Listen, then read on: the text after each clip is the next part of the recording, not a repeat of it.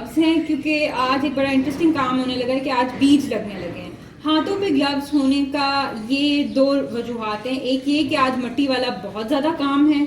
दूसरी बात ये कि बीज को कभी भी कोशिश करें कि आप अपने हाथ से बार बार टच ना करें, क्योंकि बीज जो होता है वो ख़राब हो सकता है, कंटेमिनेट हो सकता है, बार बार उस पर आपके जो गंदे हाथ लग सकते हैं उससे। तो बेहतर यही है कि आप अपने हाथ पे ग्लव्स पहन लें। जिस दिन आपने अपने सब्जियों के बीज लगाने होंगे, आप गार्डनिंग ग्लव्स पहन लें या इस तरह के रबर या प्लास्टिक ग्लव्स जो भी आपके पास मौजूद है। तो आज हम इन सब बीज से सब्जियां लगाना सीखेंगे। मेरे सामने वो कुछ पैकेट वाले सीड्स हैं और ये प्याज के बीज हैं। इस दफ़ा मैंने प्याज के बीज लास्ट ईयर संभाल के रखे थे। ये प्याज के बीज के फूल के छिलके बचे हैं और इसको अगर मैं थोड़ा सा रब करती हूँ तो ये काले रंग के शायद आपको बीज नजर आए जो निकलते हैं। बीज जो है बड़ी आसानी से उग जाते हैं अक्टूबर के मौसम में, जो विंटर वेजिटेबल्स के होते हैं। विंटर वेजिटेबल्स की जो हमने डिस्कशन की थी वो एक पिछली वीडियो में की है और उसकी मैंने अनबॉक्सिंग वीडियो भी बनाई है। उसका मैं लिंक अपनी वीडियो के जो डिस्क्रिप्शन है उसमें शेयर कर दूंगी। फिलहाल अब हम देखते हैं कि आज हम किस किस्म के कंटेनर्स यूज़ कर रहे हैं बीज लगाने के लिए। मेरे लिए फेवरेट चीज़ जो पौधे को स्टार्ट करने के लिए या सीडलिंग लगाने के लिए वो होती है छोटे साइज़ के गमले या कंटेनर्स होते हैं। कई दफ़ा ऐसे होता है कि छोटे गमले आपके पास नहीं होते तो आप छोटे कंटेनर्स खुद से अरेंज कर सकते हैं। और ये बड़ा इंटरेस्टिंग चीज़ है क्योंकि आप किसी चीज़ को डस्टबिन में या लैंडफिल में एंड में नहीं फेंक रहे होते, आप उसका फ़ायदा उठा रहे होते हैं बेसिकली। और आप करते ये हैं कि कोई भी चीज़ जिसके अंदर थोड़ी सी एक कह लें कि मिट्टी आ सके उसको रख लें। मैंने आपके सामने 3 एग्जांपल्स रखी हैं ताकि आप ये ना सोचें कि अगर आपने खाली पेपर कप लेना है या मतलब मिक्स मटेरियल लेना है या आपने खाली टिन कैन लेना है, तो कोई भी चीज़ जो एक छोटे गमले की तरह फंक्शन कर सकती है आप उसको यूज़ कर सकते हैं। और उसके अंदर हमने अब होल पोक करने हैं। होल पोक करने का मकसद ये है इसके नीचे सुराख करने का कि जब छेद हो जाएगा तो पानी इसमें खड़ा नहीं रहेगा और बड़े आराम से ड्रेनेज होल बन जाएगा। अगर पानी खड़ा रहेगा तो बीज जो है वो गल जाएगा, उसके अंदर फंगस लग सकता है और बहुत सारे मसले मसाइल हो सकते हैं। तो अब देखते हैं कि डिफरेंट चीज़ों में हम होल किस तरीके से कर सकते हैं, क्योंकि ऑब्वियसली ये टिन है, टिन के अंदर होल करना गत्ते के पेपर जो गत्ते का कप है उससे ज़रा थोड़ा सा मुश्किल होगा। तो अब देखते हैं बारी बारी कि किस तरह से गत्ते और टिन के अंदर हम सुराख करेंगे। गत्ते के अंदर सुराख करना तो बहुत आसान होता है, आपने सिर्फ सुए को पोक करना है उसके अंदर। जो आपका मेटल है ये थोड़ा सा ट्रिकी है, उसके लिए बेस्ट तरीका ये कि आप एक हथौड़ी लें, अपने सुए के ऊपर रखें और उसको जेंटली टैप करें। ये देखें, थोड़े से टैप्स के बाद ही आपके पास सुराख हो गया है। यूजली हमें करना ये चाहिए कि इसके अंदर 2 से 3 सुराख कर लेने चाहिए। फिलहाल मैं इसके अंदर 2 सुराख करने लगी हूँ। आपने करना ये है सुए को रख लें अपनी डिज़ायर्ड लोकेशन पे और उसके बाद उसको जेंटली हैमर से टैप करें और ये आपके पास आपका सुराख हो गया, ड्रेनेज होल बन गया। हम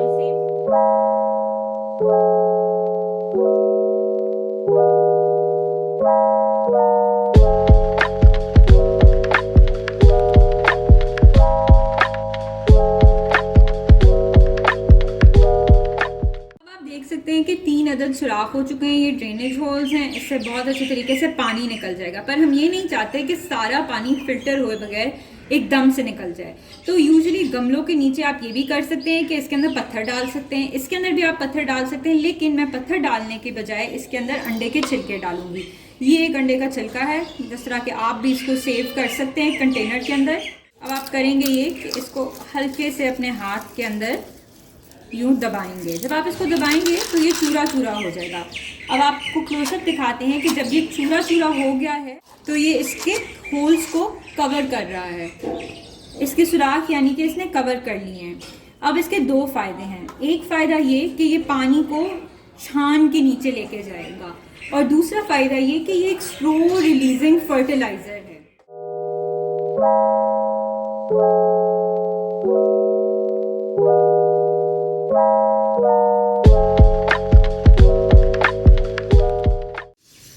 ये मैंने बीज अब सारे निकाल लिए हैं इस खुले बर्तन के अंदर। अब सबसे पहले हम रेडिश को लगाने लगे हैं। तकरीबन 19-20 फ़र्क होता है हर बीज की ग्रोथ के अंदर। ये आपके जो बीज हैं जब आप एक दफ़ा लगा लेंगे तो उसके बाद ये आपको निकलते हुए नज़र आ जाने चाहिए 3 से 5 दिन। कभी कुछ बीज ज़रा स्लो होते हैं, उनको 6 या 7 दिन भी लग सकते हैं, लेकिन हफ्ते के अंदर अंदर आपको छोटे छोटे स्प्राउट्स जो हैं इन बीजों में से निकलते हुए अपने गमले के टॉप पे नजर आ जाएंगे। लाल मूली का इंटरेस्टिंगली इनफ बीज उसके जैसा लाल ही होता है।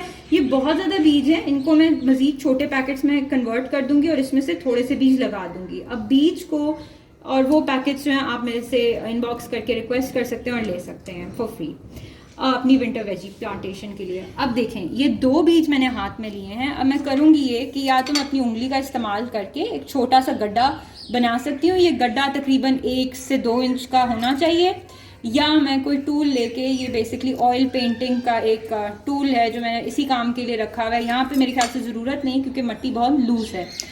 करना ये कि हमने 2 बीज एक सुराख में लगाने हैं। 2 बीज लगाने का मकसद ये है कि अगर खुदा ना खास्ता एक बीज जर्मिनेट नहीं करता तो दूसरा कर जाएगा, जगह खाली ना पड़ी रहे। ये अब आप देख सकते हैं कि मैंने 2 बीज एक सुराख के अंदर डाल दिए हैं।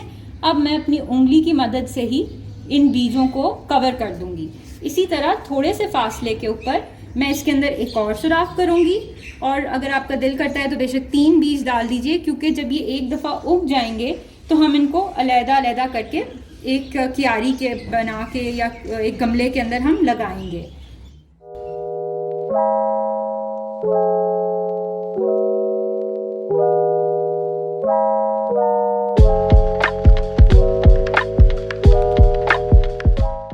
पैदा होता है कि हमें याद कैसे रहेगा कि हमने कौन से गमले या कौन से कप में कौन से बीज लगाए हैं।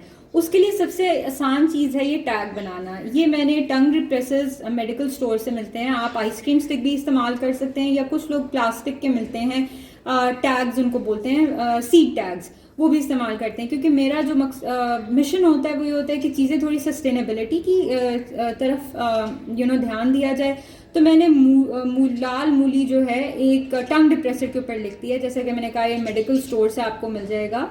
और इसको बस करना ये है कि केयरफुली साइड पे आपने दबा देना है। इससे होगा कि आपको याद रहेगा कि इसमें ये पौधा है।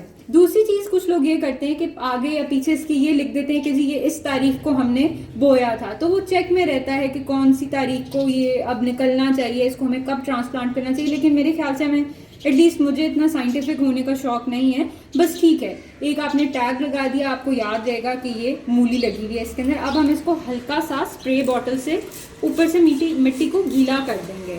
मैं इसको आपके सामने यहाँ पे स्प्रे कर देती हूँ। स्प्रे करने से ये होगा कि बीज को जर्मिनेशन के अंदर मदद मिलेगी। ऑब्वियसली हमने इसको पानी देना है, तो आप कोशिश ये करें कि जब तक इसका जो हरा पौधा स्प्राउट नहीं होता, आप एक स्प्रे बॉटल ले लें या अपने हाथ से जेंटली इसके ऊपर कुछ कतरे पानी डाल दिया करें। अब आप पूछेंगे कि इसको कितनी रोशनी में रखना चाहिए। फिलहाल जब तक इसके बीज नहीं निकलते इसको किसी खास रोशनी की ज़रूरत नहीं है। जब इसके बीज जो है वो फूट पड़े, उनमें से स्प्राउट निकल जाएं, तो आप इसको एक ऐसी जगह पे रखें जहाँ पे इसको 2 से 3 घंटे रोशनी मिल जाए। क्योंकि पनीरी अभी बहुत छोटी है और मैच्योर नहीं हुई, तो उसको टाइम लगेगा और उसको ज़्यादा सख्त धूप जो है वो मार देगी। आपने करना ये है कि जब मिट्टी बिल्कुल आपको ड्राई महसूस हो ऊपर से, तब आपने इसके ऊपर हल्का सा छिड़काव कर देना है पानी का, और उसके अलावा बस आपने इसको नज़र रखनी है। और ज़्यादा धूप की इसको फ़िलहाल अगले 5 से 8 दिनों तक की ज़रूरत नहीं है। उसके बाद 1-2 घंटे की धूप इसके लिए काफ़ी होगी। ये प्याज के बीज हैं, इसके अंदर ये जो मैंने आपको पहले ही दिखा दिया था, ये जो काले हैं इसके बीज हैं, और ये इसके साथ घास फूस है।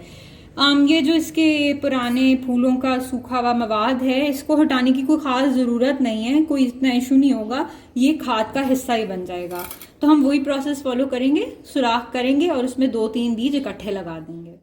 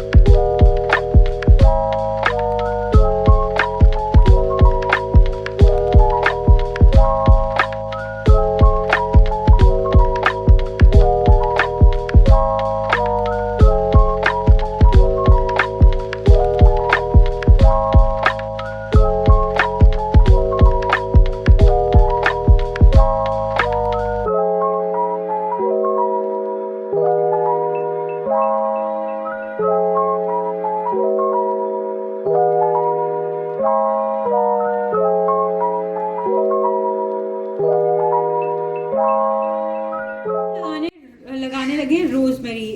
हो सकता है मैं इसको शायद इसी गमले में रहने दूं या इससे एक बड़े गमले में ट्रांसफ़र कर दूं जब रोज़मेरी तकरीबन इतनी लंबी हो जाए। रोज़मेरी जैसे कि मैंने पहले बताया था एक बहुत इंटरेस्टिंग हर्ब है, इसकी बहुत अच्छी चाय बनती है और ये रोस्ट आपका जो बीफ होता है उसके साथ या मटन उसके साथ अमेजिंग लगती है। सो रोज़मेरी को हम प्लांट करते हैं, इसलिए मैंने इसके लिए बड़ा गमला लिया और इसके बड़े गमले के अंदर मैंने एक मुट्ठी फ्रूट प्लांट फर्टिलाइज़र भी मिक्स कर दिया है। रोज़मेरी के बीज थोड़े से डिफरेंट तरीके से आए हैं, ये एक वाइट पेपर के अंदर लिपटे हुए हैं मेरे पास। ये बल्कि बेहतर है उस प्लास्टिक के सिस्टम से जो ये शॉपकीपर ने जो ये फैसिलिटी कर रही है। अब हम इनको निकाल लेते हैं और ये लेंगे, ये रोज़मेरी के तकरीबन कोई 20 बीज होंगे। इनको अब हम बो देते हैं, वही सेम मेथड यूज़ करते हैं। मैंने इसके एक सर्कुलर समझ लें कि इसके इर्द गिर्द एक गड्ढा सा खोद दिया है, उसके अंदर मैं ये इसके इर्द गिर्द सर्कुलर मोशन के अंदर सारे 2-2, 3-3 करके बीज डाल रही हूँ और अब मैं इनको कवर कर दूँगी। ये एक ऐसी सब्ज़ी है जो मैंने पहले कभी नहीं उगाई और इसके लिए कहा ये जाता है, जितना मैंने इसको गूगल किया है, कि एक ग्रीडी प्लांट है, यानी कि इसको फर्टिलाइज़र की ज़रूरत होगी। इसके अंदर भी मैंने एक मुट्ठी बराबर फ्रूट प्लांट खाद डाल दी है।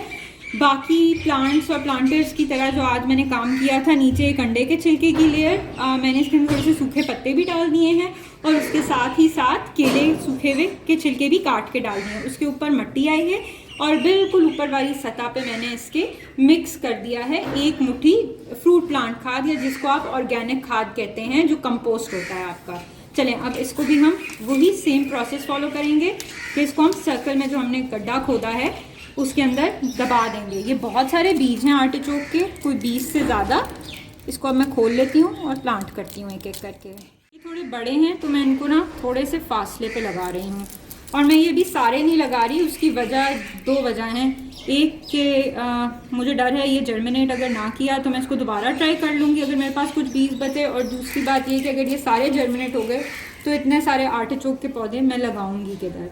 So let's see how this goes. और ये अब हमने आर्टिचोक के सीड्स को भी लगा दिया है उसी समझें प्रोटोकॉल और प्रोसेस को फॉलो करते हुए।